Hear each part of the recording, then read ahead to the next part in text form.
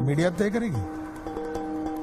अगर वो भ्रष्टाचारी है या उनने कुछ गलत किया है तो कोर्ट सिद्ध करेगा, उनके ऊपर आरोप होगा। और आरोप होने से कोई भ्रष्टाचारी होता क्या? आरोप साबित होने के बाद, कोर्ट ने कहने के बाद फिर लाके तो हम कह सकते हैं। प्रॉब्लम ये हुआ है कि सरकार में अनेक निर्णय करने पड़ते हैं। अब मैं आपको साफ बता दूं, थोड़ा सा इस कारण में मैं भुगतता हूँ। आप अगर मुझे कहोगे कि नितिन गडकरी, आप बताओ कि आप भ्रष्ट व्यक्ति को टिकट ना दो, तो क्या मैं 546 में एक भी सीट ना जीतू क्या? आखिर देखिए, मुझे चुनाव में तुम पूछोगे, मैंने आपको पूछा, दारू पीने वाले व्यक्ति को हम पार्टी में पूछने देंगे। अब अगर ऐसे कोई चीज के, देखिए हम किसी भी नेता और कार्यकर्ता को उसके गुणों दोषों के साथ स्वीकारते हैं, और हमारे पार्टी में हम वो ताकत पैदा करना चाहते हैं कि उसके दोष कम हो, उसके दुर्गुण कम हो, और उससे अच्छे गुणों को बढ़ाने की कोशिश करते हैं। पर हम ये दावा नहीं करते। देखो मैं प्रैक्टिकली बताता हूँ, ये फालतू बातें हैं, ये कभी नहीं हो सकती। पर पार्टी में भ्रष्ट व्यक्ति को प्रोत्साहन नहीं देना, भ्रष्टाचार किए व्यक्ति को सजा देना, उसको अच्छे पोस्ट पर नहीं लेना, कहीं ना कहीं कठोरता से उसका प्रतिकार भी करना पड़ेगा। पर आपने अगर एक नियम बनाया है, जैसे अभी कुछ लोग नॉनवेज खाने वाले को ये नहीं होता, अरे भाई ऐसा नहीं हो सकता। ये किसी के नियम से, कानून से नहीं होगा। ये मैं जो बार बार आपको कह रहा हूं कि उस व्यक्ति को बदलना पड़ेगा, और बदलने के लिए उसके ऊपर संस्कार करने पड़ेंगे, उसके व्यक्तित्व को बदलना पड़ेगा, उसको नया जीवन दृष्टिकोण देना पड़ेगा, तब होगा। आज मैं आपको सच बताता हूँ, देखो मैं हिपोक्रेट नहीं हूँ। अब मुंबई में ये जो आपके फिल्म स्टार और ये सब फ्लैट लेते 10% कोटे में 25,000 50,000 फ्लैट मिले, उसका नियम है जिनका इनकम 18,000 से कम है वो फ्लैट ले सकता है। ये 50,000 में से किसके है ये 18,000 से कम इनकम?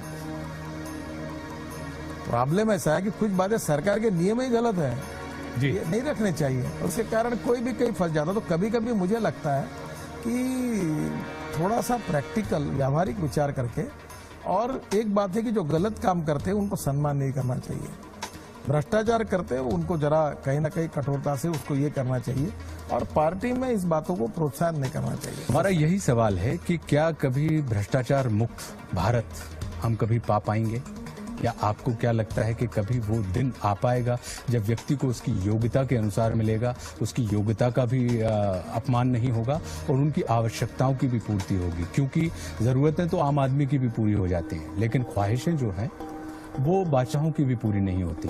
तो ये भ्रष्टाचार हमारी ख्वाहिश का हिस्सा रहेगा या जरूरत का हिस्सा है? देखिए मैं आपको बता रहा हूं, फिलोसॉफिकल बात करने में कोई मतलब नहीं है जी। समाज में जो बुराई है वो कम अधिक प्रमाण में चलती रहेगी, वो आज भी है, कल भी थी, और आज से 5,000 साल पहले भी थी। ये कोई आज पैदा हुई चीज नहीं, आज ज्यादा है, और मीडिया और सब एक्सपोजर मिलने के कारण वो बाहर आ रही है। देखिए मैं आपको बात जी, वही फर्क हो गया कि पहले काम देके पैसे हो जाता था। राम राज्य था, शिवशाही थी जी, उसका एक नाम था जी, पर इसका उसके पहले और उसके बाद में ऐसे राजा, तो हम लोग क्या पॉजिटिव सोचे जी। मुझे एक बात याद आती है, पंडित जवाहरलाल नेहरू कहते थे कि India is not a nation, it's a population, और every person is a problem for the country. हर व्यक्ति एक समस्या है। देखो मेरे हाथ में इतना है कि मैं देश के लिए समस्या नहीं बनना चाहता, मैं भ्रष्टाचार नहीं करूंगा, मैं पैसा नहीं खाऊंगा, और इसलिए मैं हमारे नेताओं को और कार्यकर्ताओं को कहता हूं। बहुत लोग आते हैं कि मुझे अब काम करना है राजनीति में, मैं बोलता हूं तुम्हारा इनकम कितना है? बोले मुझे कुछ धंधा नहीं। मतलब पहला अपना घर ठीक से चलो ईमानदारी से। जो आदमी अपना घर ईमानदारी से चला नहीं सकता वो राजनीति नहीं कर सकता। पहले अपना घर चलाओ ठीक से और फिर राजनीति करो।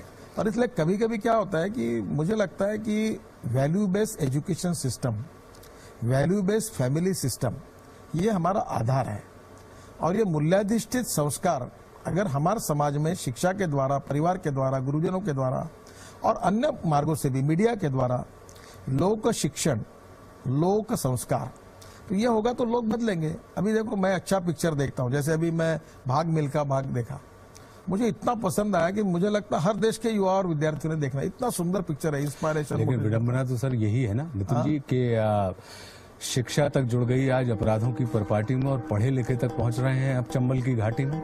बतलाओ दायित्व भला ये किसके सर पर जाता है, और भोली भाली प्रतिभाओं को डाकू कौन बनाता है? समस्या आपने जो कहा वो फिलोसॉफी का ही नहीं, लेकिन जो भी अच्छा दर्शन, व्यक्ति, अच्छा देखो आप साइकोलॉजी के भाषा में है, IQ दोनों का समान है, बुद्धियांक जो है वो दोनों के पास है, प्रॉब्लम ये है कि एक ने अपनी बुद्धि का उपयोग गलत मार्ग में किया, इसलिए वहां का मेरिट फर्स्ट हुआ, और दूसरे ने अपने बुद्धि का उपयोग सही मार्ग से किया तो वो अच्छे क्षेत्र में समाज में अच्छे ईमानदार व्यक्तियों का मेरिट फर्स्ट बना। बुद्धि दोनों जगह है, उपयोग किस प्रकार से किया गया ये प्रॉब्लम। इसलिए good man in a bad atmosphere और bad man in a good atmosphere फर्क पड़ता है। अब व्यक्ति परिवर्तनशील है, और मैं जो आपको जो भारत भाग्य विधाता को क्यों कहता हूँ, आपका ये कार्यक्रम देखकर भी एक आधा आदमी गलत मार्ग पर होगा तो वो निश्चित रूप से सोचेगा कि मैं मार्ग बदलना चाहिए। मैंने आशुतोष गोवारीकर का स्वदेश देखा था और मैंने बहुत रानियों को ये स्वदेश देखो आप, इसलिए कि उसमें एक नासा का इंजीनियर हिंदुस्तान में आकर एक गांव में रहकर ये प्रेरणा देता है कि मैं अपने देश के लिए काम करूंगा। तो मुझे वो शाहरुख खान का रोल देखकर मुझे लगा नहीं, ये मॉडल है कि हमारा अच्छा पढ़ा लिखा युवा अपने गाँव। और आज मैं आपको बता दूँ, परसों हमारे यहाँ 1.25 करोड़ जिसका साल भर का पैकेज था, एक लड़का मुझे मिला और उसने कहा कि मैंने सर्विस छोड़ दी, मैं 2 साल देश के लिए और समाज के लिए राजनीति में काम करना चाहता हूँ। आज भी अच्छे लोग हैं, कम अधिक प्रमाण में सभी पार्टियों में हैं। नहीं, अच्छे लोग तो हैं, अच्छे लोग अगर नहीं होते तो मुझे लगता है कि ये संसार ही अपने आप में ध्वस्त हो जाता। तो कहीं ना कहीं सदाचार की एक तीली अनाचार के ऊपर भारी पड़ती है। लेकिन अगर हम देखें तो आपकी पूरी चर्चा का लुब्बे लुभाव ये निकल के आ रहा है कि भ्रष्टाचार की जो स्थिति है ये पहले भी थी, आज भी है और ये कल भी रहेगी। नहीं, छोटा सा दुरुस्ती करता हूँ, अगर सिस्टम में चेंजेस किए जाएंगे, इंफॉर्मेशन टेक्नोलॉजी का उपयोग किया जाएगा, परफॉर्मेंस का ऑडिट हो जाएगा, कानून क्लैरिटी के साथ क्रिस्टल क्लियर ट्रांसपेरेंट बनेंगे तो कुछ प्रमाण में रोक लगेगी। देखिए राइट ऑफ, तो ये कौन बनाएगा? अभी भले मैं आपको पॉलिटिकल बात नहीं कर रहा हूँ, अब राइट ऑफ इंफॉर्मेशन आया, कुछ हमारे समय आया, कुछ इस सरकार ने किया, परिणाम है उसका। अब अधिकारी डरने लगे, अब ट्रांसपेरेंसी आई। इतना भी कहे तो अन्ना हजारे जी ने जब इस विषय की मांग की और जब महाराष्ट्र में काफी आंदोलन किया तो हमको लगता नहीं था कि इसका परिणाम इतना हुआ, पर राइट ऑफ इंफॉर्मेशन से बदलाव आया, अवेयरनेस आया। और मैं आपको बताता हूँ, देखो समाज में 2 पार्टियों के बीच में संघर्ष नहीं है, 2 प्रवृत्ति के बीच में, एक सही है एक गलत है, एक सत्य एक असत्य है।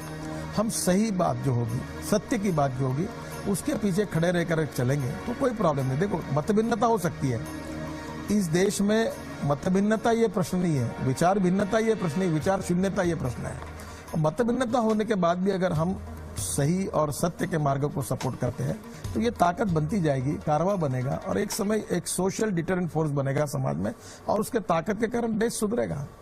आज मुझे बताओ, वेस्टर्न कंट्रीज में भी अनेक जगह पर लोग पैसे नहीं लेते, वहां भ्रष्टाचार नहीं है, कम है। मुझे लगता है ये चित्र बदल सकता है। ये बदलने के लिए सभी दृष्टि से समाज के सभी घटकों में प्रयास करने चाहिए, पॉजिटिव अप्रोच में। धीरे धीरे 5%, 10% कम होगा।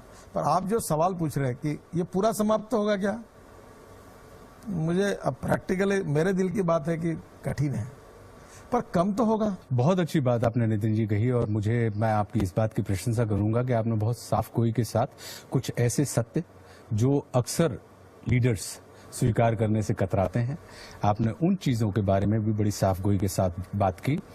ये थे श्री नितिन गडकरी जी, और मुझे लगता है कि इस पूरी चर्चा का जो लुब्बे लुभाव है वो ये है कि नजर को बदल दो, नजारा बदल जाता है, सोच को बदल दो, सितारा बदल जाता है, और कश्ती बदलने की जरूरत नहीं, दिशा को बदल दो, किनारा बदल जाता है।